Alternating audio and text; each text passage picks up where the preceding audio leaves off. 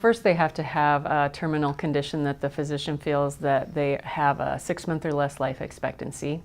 And the second thing is that they're looking for comfort-focused care rather than curative-focused care. So if it's a cancer patient, for example, and they're doing active chemotherapy or radiation, they wouldn't qualify for hospice while they're doing that. But sometimes then when they finish those treatments, then we can look at hospice for them. So I usually tell people that there's 3 main things covered by the benefit of hospice. 1 is people, 2 is equipment, and 3 is medications. So that hospice benefit covers those 3 areas. As far as the people go, that's the hospice staff that will come to the home to provide care. And we're the support team for the family there. We're not with them 24 hours a day, but we teach them how to provide the care. We also cover equipment needs, and so some patients will get hospital beds, walkers, wheelchairs, those kinds of things to be brought out to their home to make things go a little smoother. And then medications that are related to comfort-focused care are also covered and supplied by hospice.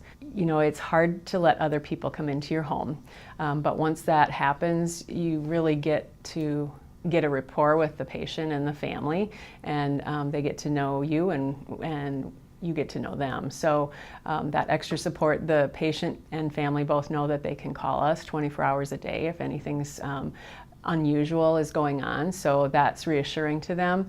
And I think for the most part, just knowing that they can do this, they can provide that care, and you know, with our help as backup, that hopefully things will be successful.